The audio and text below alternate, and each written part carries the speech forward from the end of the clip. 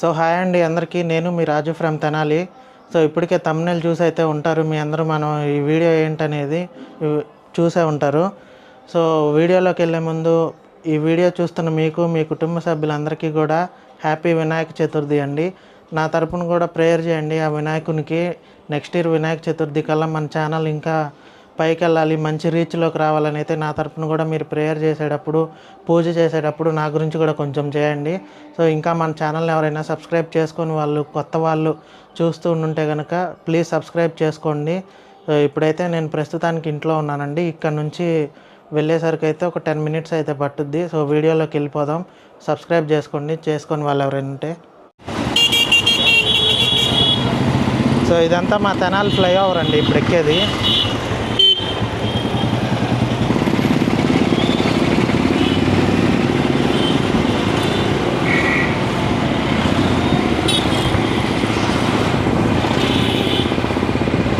So guys ఇదంతా మా Tenali flyover అనమాట. ఇది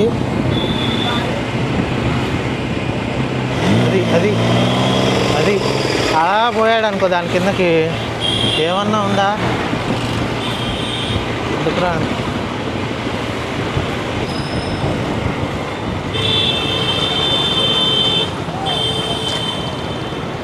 సో ఇప్పుడు మనం తెనాలి విజయవాడ రోడ్డుకి అయితే వచ్చామండి. ఇదే విజయవాడ రూట్ అనమాట. అటెందుకురా, సాయిబాబా గుడి చూపి బాయ్.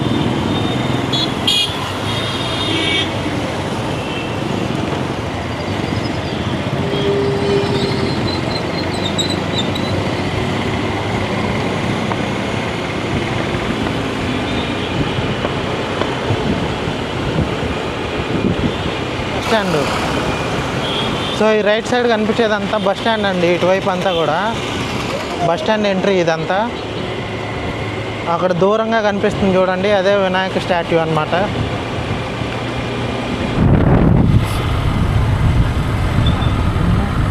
సో గైస్ చూస్తున్నారు కదా, ఇదే అనమాట వినాయక స్టాట్యూ.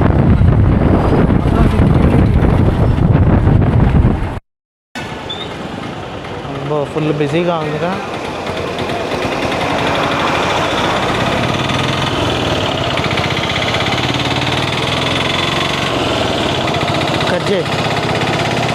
సో మీకైతే మొత్తం నీట్గా చూపిద్దామని అయితే వచ్చానండి. ఈరోజు ఫెస్టివల్ కాబట్టి ఇక్కడంతా కొబ్బరికాయలు అవి ఇవి అయితే అమ్ముతున్నారు. ఫుల్ బిజీగా అయితే ఉంది. అసలు ఈ విగ్రహాన్ని ఎలా నిర్మించారంటే మొత్తం cement, plaster of Paris use చేసి అయితే నిర్మించారంట.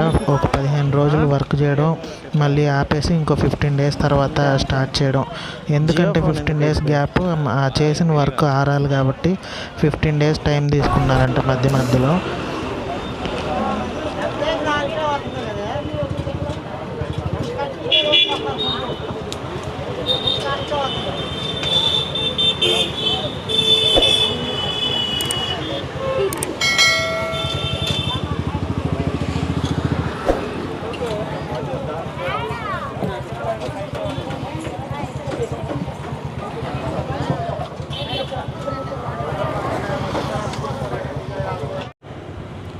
సో గాయస్ చూసారు కదా, మీకైతే విగ్రహాన్ని నీట్గా చూపిద్దామని అయితే వచ్చాను.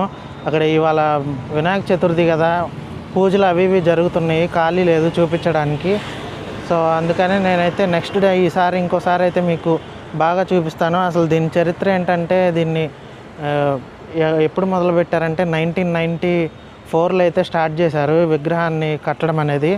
97లో అయితే కంప్లీట్ అయింది. 97 అక్టోబర్లో కంప్లీట్ అయింది. అసలు దీన్ని కట్టడానికి కారణం ఏంటంటే, ముగ్గురు మిత్రులు కలిసి తణుకులో ఏదో వర్క్కి వెళ్ళినప్పుడు అక్కడ ఆంజనేయ స్వామి విగ్రహాలు అవి ఇవి చూసినప్పుడు మన తెనాలికి కూడా ఏదో ఒక విగ్రహాన్ని, ఒక మంచి విగ్రహాన్ని ప్రతిష్ఠించాలి, ఇట్లానే పెద్ద విగ్రహాన్ని అని అయితే వాళ్ళకి ఆలోచన కలిగితే, ఇక తెనాలి వచ్చిన తర్వాత అయితే పూజారుల్ని, అలాగే తెనాల్లో ఉన్న పెద్దల్ని సంప్రదించిన తర్వాత పూజారులు అయితే ఈ దిక్కును కడితే తెనాలికి మంచి జరుగుద్ది అని అయితే చెప్పడం జరిగిందంట. సో అందుకని చెప్పి వీళ్ళు వినాయకుని విగ్రహాన్ని అయితే ప్రతిష్ఠించారు. ఇది వరల్డ్లోనే లార్జెస్ట్ అండ్ టాలెస్ట్ విగ్రహం అనమాట. ఇది ఇండియా టుడేలో కూడా న్యూస్ వచ్చింది అప్పట్లో. మొత్తం 60 ఫీట్ ఇది పర్మనెంట్ అనమాట. ఎక్కడ ఉండదు మీకు పర్మనెంట్ వినాయకుని విగ్రహం, ఒక్క మా తెనాల్లోనే ఉంటుంది.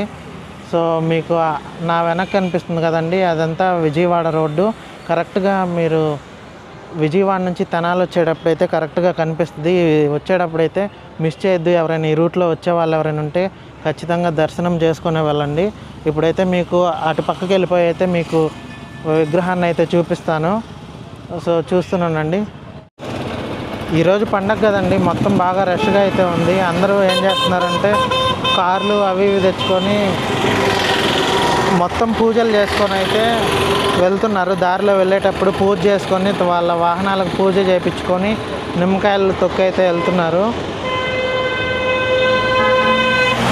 సో మీరు కూడా తప్పక దర్శనం చేసుకోండి. విజయవాడ నుంచి తెనాలి వచ్చే వాళ్ళు ఎవరైనా ఉంటే ఎప్పుడైనా గుర్తుపెట్టుకొని విఎస్ఆర్ కాలేజీకి ఆపోజిట్లోనే ఉంటుందండి.